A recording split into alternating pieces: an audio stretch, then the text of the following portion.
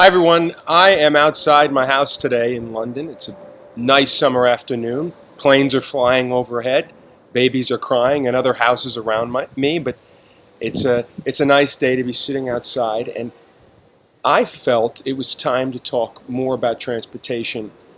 And I got the impetus to talk about transportation, in particular airlines, because I did quite a bit of traveling in the last week, and had some thoughts when I was buying my airplane tickets. This past weekend, I was on the move to many different cities. I was in Amsterdam, I was in Paris. I flew into many major international airports, and being in the UK, one is often accosted with the advertisements of budget airlines like Ryanair and EasyJet. They often offer trips for under a supposed £50 to other major European destinations. It always sounds nice, but when checking out any of the airlines' respective websites, it never yields that magic deal. So I'd like to talk about the abuse of the government and the airlines, which makes travel more cost ineffective for each traveler, and how in the long term the economy greatly suffers. For me, this is another vlog in a series on transportation regeneration in the United States of America, which today focuses on air travel fees and taxes. Today, the U.S. government is deciding how to proceed in the future in handling air traffic and Air Traffic Control Authority. Debate on Capitol Hill surrounding the reauthorization bill for the FAA, or the Federal Aviation Administration, is ongoing. The FAA says in their charter that they are tasked with regulating civil aviation to promote safety. Naturally, promoting safety comes at a cost, but at issue, what compensation is required for a passenger when there's a delayed flight?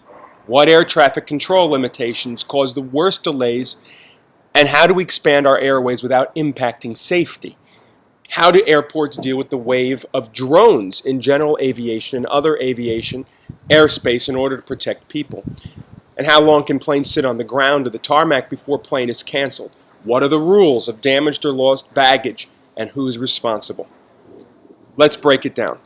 This year, any U.S. passenger pays an $11.20 TSA security fee, $4.50 every time they board a plane, called a passenger facility charge.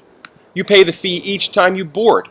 A U.S. federal segment fee of $4 for every domestic flight, $8 for every international flight. Then put a 7.5 excise tax on the sum of those taxes on top of your fare. If you're traveling internationally, add to that a U.S. immigration fee of $7, a customs fee of $5.50, and a user fee of $5, and other international transportation fees of $17.50. You could even add, if you'd like, a 7.5% tax on accrued miles if you use a reward ticket. Are you dizzy yet? Because I am. I'm about to pass out just thinking about all of these fees. Fees, and more fees. All in all, watch groups estimate that taxes and fees account for up to 30% of your average fare every time you fly. So today's debate is focused around funding the FAA and how to continue to revitalize air travel. In some proposals, there are calls to raise passenger taxes of up to 7.75%. That means your $4.50 fee is going to go now to an $8 passenger fee. In a word, passengers should be saying a resounding no to more fees, and the government should pass legislation that makes it easier for consumers to know exactly how their dollars are being spent. Much of the money spent on traveler fees ends up in airport and government funds that are to be appropriated to the airport infrastructure projects at a later time. And while airports in the United States are in disarray, some of them, most airport projects are financed by local governments, the airports themselves, and airlines who are making large profits, as we see today. Federal programs today exist that support construction work and employment acts, which make some of these taxes even redundant. Simply put, airline fees are totally out of control.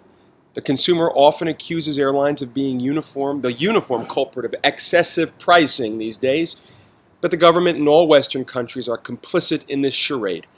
Remember, the government collects billions upon billions in tax revenues from airports and airlines, which gets funneled directly back to the state for all of our appropriations.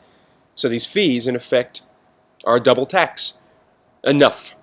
New proposals on the docket include a provision called the Transportation Fares Act, which allows airlines to publish a fare, but then list all airport and government charges unrelated to the airline's fare at checkout. And the U.S. Travel Association is proposing a repeal of most of the current fees or taxes on all airfares to compensate for the 75% increase in the passenger facilities charge, which is being proposed by the Obama administration. If the government was interested in getting passengers on planes and enjoying the fruits of the economy, they'd quickly eliminate these arresting taxes and fees on passengers with the strict deal that airlines are disallowed from price gouging, and new entrant air carriers, like in the era of deregulation in 1978, could take hold again. We are now in an age where air travel is going to be more expensive than it ever once was.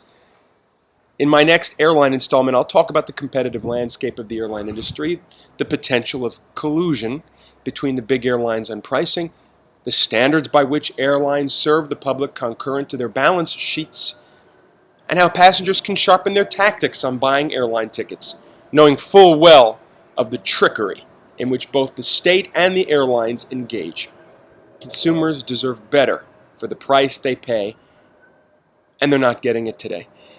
It's time for all of us to stand up. So contribute to this video in the discussion box below, follow me on my social channels, and subscribe to my YouTube channel for now. Thanks for watching, and see you all next week.